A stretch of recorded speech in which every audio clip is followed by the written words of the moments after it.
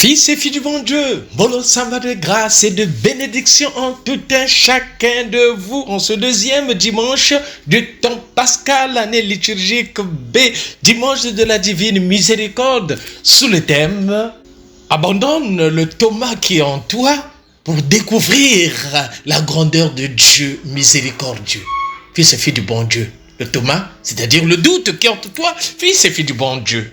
Selon la première lecture, la communauté primitive a attiré l'attention par le fait que ses membres avaient un seul cœur, une seule âme. C'est ce que l'Église doit être, fils et filles du bon Dieu. C'est ce que nos communautés doivent être, fils et filles du bon Dieu, si nous voulons vraiment ressusciter. Soyons des chrétiens ressuscités. Cette étonnante communion était un fruit du témoignage rendu par les apôtres à la résurrection du Seigneur Jésus. Fils et filles du bon Dieu. Le texte insiste sur deux traits marquants de l'annonce pascale. Elle a été proposée avec une grande force et la puissance de la grâce était sur eux tous.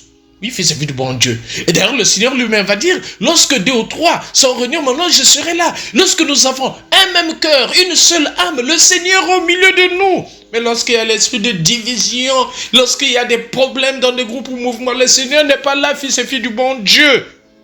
Tout homme qui croit que Jésus est le Christ, celui-là est vraiment né de Dieu. Sa foi elle-même est un don de sa grâce. Fils et filles du bon Dieu. D'abord la première lecture. Actes des Apôtres, le chapitre 4, versets 32 à 35. La fraternité des premiers chrétiens se concrétisait dans le partage pour que nul d'entre eux ne soit dans la misère. Fils et filles du bon Dieu. Le partage aujourd'hui dans nos communautés, à la limite, ça n'existe plus. On préfère partager le Congo-ça. C'est ça, à chaque instant, les groupes, mouvements, les communautés partagent seulement le Congo-ça, partagent la destruction des autres, partagent le mal, partagent... Mais la parole de Dieu, souvent, elle est absente, fils et filles du bon Dieu, dans nos communautés. On passe le temps sur les cotisations, sur nos cotisations. On passe le temps sur les choses matérielles. Mais la foi, il n'est pas, fils et filles du bon Dieu. Aujourd'hui, dans les Actes des Apôtres, Luc nous a rapporté comment quelques chrétiens étaient venus déposer aux pieds des apôtres l'argent provenant de la vente de leurs biens. Cette mise en commun des sources n'était pas une obligation, fils et filles du bon Dieu, mais chacun donnait avec son cœur, fils et filles du bon Dieu, pour les besoins de la communauté, pour les besoins de ceux-là qui sont dans des situations difficiles, fils et filles du bon Dieu. Nous voyons dans nos communautés, il y en a qui sont dans des situations difficiles, qui vivent misérablement. Est-ce que nous sommes présents? Est-ce qu'on essaie de les aider? Le texte nous dit, aucun d'entre eux n'était dans la misère. Fils et filles du bon Dieu, dans notre communauté chrétienne, personne n'est-il dans la misère matérielle, mais aussi spirituelle, sans qu'il soit secouru par ses frères et sœurs, fils et filles du bon Dieu. La deuxième lecture, Jean le chapitre 5, versets 1 à 6. Pour Saint Jean, aimer Dieu se relève par des sentiments, mais d'une pratique de vie, c'est-à-dire garder ses commandements, fils et filles du bon Dieu. Si on aime Dieu, ça veut dire on garde ses commandements. Si on garde ses commandements, cela ça doit se traduire dans le quotidien de notre vie, fils et filles du bon Dieu. Tels sont les chrétiens aujourd'hui. Ils écoutent, mais ne pratiquent pas. Regardez des divisions dans nos communautés, des divisions dans notre église, fils et filles du bon Dieu, parce que les gens écoutent seulement, mais nous avons 2 oreilles, ça rentre et puis ça sort d'autres oreilles, fils et filles du bon Dieu. Le Seigneur invite chacun de nous à garder, si on l'aime, fils et filles du bon Dieu. La foi chrétienne est une adhésion profonde à la personne de Jésus-Christ, non seulement à un message impersonnel, fut-il celui de l'amour fraternel. Elle est de croire que Jésus de Nazareth, un homme en chair et en os, qui a partagé notre histoire, fils et filles du bon Dieu, c'est adhérer et mettre son cœur, sa vie, accepter le Christ. Ça doit se traduire dans le quotidien de notre vie, frères et sœurs. Soyons véritablement des chrétiens dans notre vie. C'est l'unité et la foi nous rend vainqueurs du monde si nous avons fait l'expérience du Seigneur. Oui, la foi est une victoire quotidienne sur le doute, le péché, le découragement. Et pour cela, elle est un combat de tous les jours, fils et filles du bon Dieu. Un combat. Si tu es vraiment ressuscité, mais tu seras de cette église-là des vainqueurs, soit de l'église des vainqueurs, soit de la communauté des vainqueurs, soit l'église catholique. C'est l'église des vainqueurs, fils et filles du bon Dieu. Voilà pourquoi il faut ouvrir ton cœur pour être avec l'unique nécessaire qui est le Seigneur, fils et filles du bon Dieu. L'évangile de ce matin, Jean le chapitre 20, versets 19 à 31. Les doutes de l'apôtre Thomas deviennent pour lui un chemin de foi. Fils et filles du bon Dieu. Thomas évoque toujours pour nous la figure de l'homme incrédule. Pourtant, Jean nous le présente comme le type du vrai et du premier croyant. Les autres disciples ont vu le Seigneur ressuscité et ont cru leur maître vivant.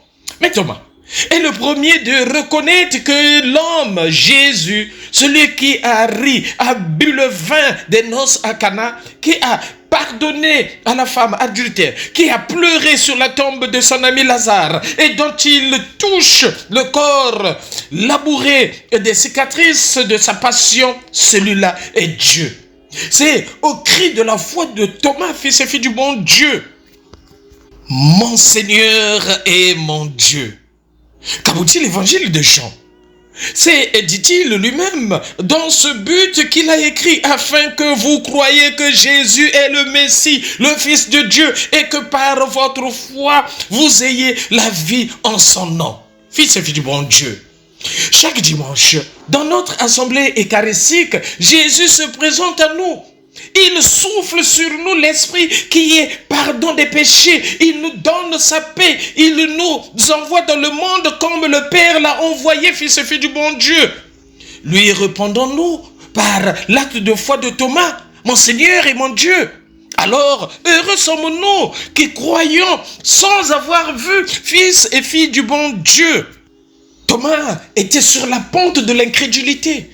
Et aujourd'hui, à travers cette méditation, beaucoup sont dans des pentes de l'incrédulité. Il y en a qui ont même démissionné, je ne crois plus, parce que les problèmes sont énormes. Fils et fille du bon Dieu, reviens, dis, mon Seigneur et mon Dieu. Oui, Thomas était sur la pente de l'incrédulité parce qu'il refusait de croire sur la parole des témoins et exigeait des preuves palpables pour confesser la résurrection de Jésus.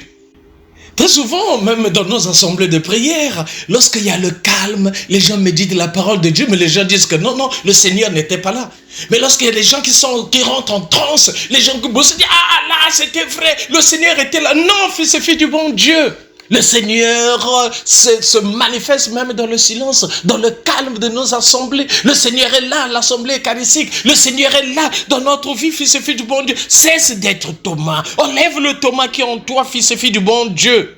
Oui, l'apparition de Jésus et ses disciples ont été suffisantes pour changer les dispositions de Thomas et lui donner la honte de son attitude antérieure. Fils et filles du bon Dieu. Mais à chaque instant, le Seigneur disait, la paix soit avec vous. Oui, nous avons besoin de la paix, fils et filles du bon Dieu. La paix pour notre continent africain. La paix pour le monde, fils et filles du bon Dieu. La paix dans nos familles. La paix pour notre pays, le Gabon, qui traverse cette période de dialogue, fils et filles du bon Dieu. Il faut la paix. La paix soit avec vous. Parce que le Seigneur savait que la paix va être menacée. Fils et filles du bon Dieu, la paix dans ta famille. La paix dans ton boulot. La paix intérieure, fils et filles du bon Dieu. Oui, aujourd'hui, la confession de foi de Thomas, qui est la dernière de l'évangile, est un des sommets de la christologie joannique. Thomas croit maintenant parce qu'il a vu Jésus vivant, fils et filles du bon Dieu. Il confesse donc que Jésus ressuscité est pour lui seul le Seigneur et Dieu. Sa foi rencontre la doctrine énoncée dès le commencement de l'évangile. Et le Verbe a été Dieu. La fin de l'évangile répond ainsi au début, fils et filles du bon Dieu. Croire sans avoir vu.